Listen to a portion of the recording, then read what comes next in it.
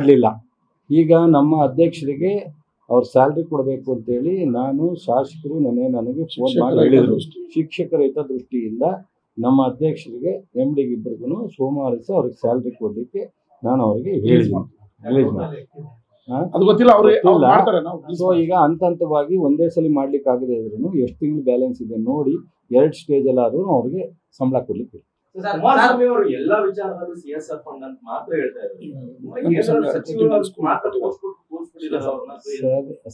ನೋಡ್ರಿ, ತಪ್ಪು ತಿಳ್ಕೊಬೇಡಿ. ನಿಮ್ದು ತಪ್ಪಿದೆ, ನಮ್ದು ತಪ್ಪಿದೆ, ನಮ್ಮ ಜನದ್ದು ತಪ್ಪಿದೆ. ಅವರ ಭಾವನೆ ಮಾತು ಅವರ ಇದಕ್ಕೆ ನಾವು ಮರಳಾಗ್ತೇವೆ.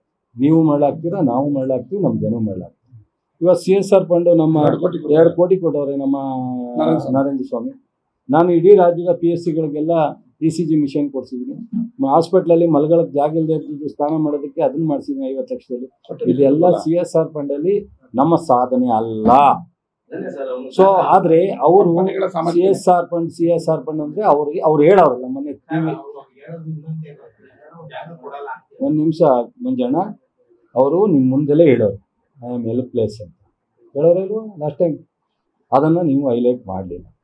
ನಾನು ಹೆಲ್ಪ್ಲೆಸ್, ಆಂಧ್ರದಕ್ಕೆ ಪ್ರೋತ್ಸಾಹ ಕೊಡೋಟ್ಟು ನಮಗೆ ಕರ್ನಾಟಕ ಸಿಗ್ತಾ ಇಲ್ಲ ಕೇಂದ್ರ ಸರ್ಕಾರದಲ್ಲಿ ಅಂತ ಹೇಳಿದ್ದಾರೆ. ಅದನ್ನು ಅವರು ಅವ್ರ MP ಆಗಿ ಕೇಂದ್ರದ ಮಂತ್ರಿಯಾಗಿ ಕರ್ನಾಟಕಕ್ಕೆ ನನ್ನ ಕೈಯಲ್ಲಿ ಮಾಡೋಕ್ಕಾಗಲಿಲ್ಲ ಅಂತ ಹೇಳಿದ್ರು. 2ನೇದು ಮಂಜು ಹೇಳಿದ್ರು ಜಾಗ ಕೊಡ್ತಾರೆ. ಇವ್ರಿಗೆ ಜಾಗ ಬೇಕೇನ್ರಿ? ಇವ್ರಿಗೇನಾದ್ರು ಸೈಟ್ ಬೇಕೇನ್ರಿ? ಇವ್ರು ಕೇಳ್ಬೋದು. ಜಾಗನ ಕಂಪ್ನಿಯವ್ರು ಕೇಳಬೇಕು. ಪ್ರೊಸೀಜರ್ ಇದೆ ಅದಕ್ಕೆ.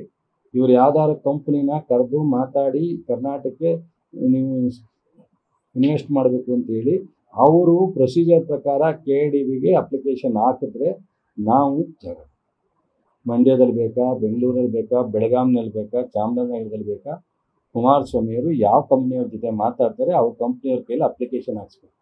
ನಾನು ಅಪ್ಲಿಕೇಶನ್ ಕೊಟ್ಟರಲ್ಲ ಜಾಗ ಕೊಡೋದು ಸರ್ಕಾರ. ನನಗೆ ಹೆಂಗೆ ಕೊಟ್ಟರು? ನನಗೆ ಜಾಗ ಇಲ್ಲದೆ ಇದ್ದರೆ, ಸೈಟ್ ಇಲ್ಲದೆ ಇದ್ದರೆ, ಮನೆ ಇಲ್ಲದೆ ಇದ್ದರೆ ಕೊಡ್ತಾರೆ. ನಾನೊಬ್ಬ ಮಿಲ್ಟ್ರಿ ಮ್ಯಾನ್ ಆದರೆ ನನಗೆ ಆ ಜಮೀನು ಇಲ್ಲದೆ ಇದ್ರೆ ಜಮೀನು ಕೊಡುತ್ತೆ, ಸೈಟ್ಲೆಸ್ ಅಂದರೆ ಸೈಟ್ ಕೊಡುತ್ತೆ. ಇವ್ರು ಹೇಳಿದ್ರೆ ಜಾಗ ಕೊಡೋಕ್ಕಾಗುತ್ತಾ? ನಾನು ಹೇಳಿದ್ರೆ ಜಾಗ ಕೊಡೋಕ್ಕಾಗುತ್ತಾ ಸರ್ಕಾರ? ನಾನು ಮಂತ್ರಿ ಇದ್ದೀನಿ, ಅಥವಾ ಇವ್ರು MLC ನಾಳೆ ಬೆಳಗ್ಗೆ ನನಗೆ 10 ಎಕರೆ ಜಾಗ ಕೊಡಿ ನಾನು ಕಂಪ್ನಿ ಮಾಡ್ತೀನಿ ಅಂತ ಕೊಡೋಕ್ಕಾಗುತ್ತಾ? ಕಂಪ್ನಿ ರಿಜಿಸ್ಟರ್ಡ್ ಕಂಪ್ನಿ ಅಪ್ಲಿಕೇಶನ್ ಹಾಕಬೇಕು. ಅದು ಗೊತ್ತಿಲ್ವ ಅವ್ರಿಗೆ?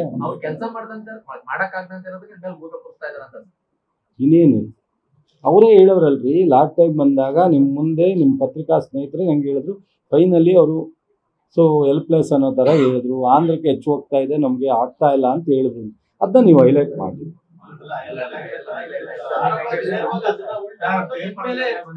ಅದು ಉಲ್ಟಾ ಹೊಡೆದು ಮಾಡ್ತಾರೆ. ಅದೇನಾಗುತ್ತೆ, ನಿಮ್ಮದು ಧರ್ಮ, ವಿರೋಧ ಪಕ್ಷರಿಗೆ ಒಂಚೂರು ಹೆಚ್ಚು ಕೊಡಬೇಕು, ಅದಕ್ಕೆ ಕೊಡ್ತೀರಾ, ತಪ್ಪು ಅಂತ ನಾನು ಹೇಳಲ್ಲ. ಆದರೆ ಸತ್ಯನೂ ಒಂದು ಕಡೆ ಇದನ್ನು ನೋಡ್ಬೇಕಲ್ಲ ನೀವು. ಸತ್ಯನ ನಾನು ಇಷ್ಟೆಲ್ಲ ಮಾತಾಡಿದ್ವಿ. ಅವ್ರು ಅಷ್ಟು ಮಾತಾಡಿದ್ರೆ 99% ಸುಳ್ಳಿರುತ್ತೆ, 1% ಸತ್ಯ ಇರುತ್ತೆ. ನಾನು ಇಷ್ಟು ಮಾತಾಡಿದ್ದೀನಿ. ಯಾವುದೆಲ್ಲಾರು ಒಂದು ಈ ಹೇಳಿದ್ರಲ್ಲಿ ನೀವು ಇಂಥ ಸುಳ್ಳು ಹೇಳಿದ್ರಿ.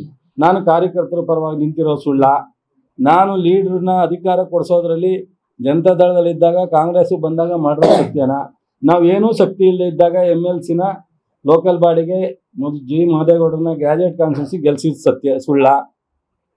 ಇವತ್ತು ಅಪೆಕ್ಸ್ ಬ್ಯಾಂಕಿಗೆ ಹೋಗಿರೋ ಸತ್ಯನ? SLD ಬ್ಯಾಂಕ್ ಹೋಗಿರೋ ಸತ್ಯನ? ಸೊ ಮತ್ತು ಜಿಲ್ಲಾ ಮಟ್ಟದಲ್ಲಿ ಇಷ್ಟೆಲ್ಲ ನಾವು ಅಧಿಕಾರವನ್ನು ಅಥವಾ ರಾಜ್ಯದಿಂದ 11 ಜನಕ್ಕೆ ನಿಗಮಗಳು ತಂದಿರೋ ಸುಳ್ಳ? ಇವರು ಪ್ರೈಮ್ ಮಿನಿಸ್ಟರ್ ಆದಾಗ ಎಷ್ಟು ಜನಕ್ಕೆ ಈ ರಾಜ್ಯದಲ್ಲಿ ಈ ಜಿಲ್ಲೆನಲ್ಲಿ ಕೊಡಿಸಿದ್ರು? ಇವರು ತಂದೆ ಮುಖ್ಯಮಂತ್ರಿ ಆದಾಗ KPSC ಯಾರಾದ್ರೂ ಮೆಂಬರ್ ಮಾಡಿದ್ರಾ? ಅಥವಾ ಯಾವ್ದಾರ ಟಾಪ್ ಲೆವೆಲ್ಗೆ ಮಂಡ್ಯದವರಿಗೆ ಒಂದು ಸ್ಥಾನಮಾನ ಕೊಟ್ಟಿದ್ರೆ ಕಾನ್ಸ್ಟಿಟ್ಯೂಷನ್ದು? ಯಾವ್ದಾರು ಇದ್ದರೆ ಇವತ್ತೆಲ್ಲ ಇದನ್ನೆಲ್ಲ ನೋಡಿ ನಾನು ಇನ್ನೊಂದು ದಿವ್ಸ ಬಂದಾಗ ಕುತ್ತಿಗೆ ಹಿಡ್ಕೊಳ್ಳಿ, ಈ ಬರೀ ಕುಮಾರಸ್ವಾಮಿ ಅವರು ಜನತಾದಳದವರು ಅಂತ ಹೇಳ್ತಿರಲ್ರಿ, ನೀವ್ಯಾಕ್ರಿ ಸುಳ್ಳು ಹೇಳಿದ್ರಿ ಅಂತ ಕೇಳಿ. ನೀವು ಸಣ್ಣ ಆಗ್ಬೇಕಲ್ವಾ? ಅದು ಒಂದು ಉತ್ತಮ ಆಹಾರದಿಂದ ಸಣ್ಣ ಆಗ್ಬೇಕಲ್ವಾ? ಪ್ರತಿದಿನ ನಮ್ಮ ಜೀನಿ ಸ್ಲಿಮ್ನ ಯೂಸ್ ಮಾಡಿ ಯಾವುದೇ ಸೈಡ್ ಎಫೆಕ್ಟ್ ಇಲ್ದಂಗೆ ನೀವು ಸಣ್ಣ ಆಗ್ತೀರಾ.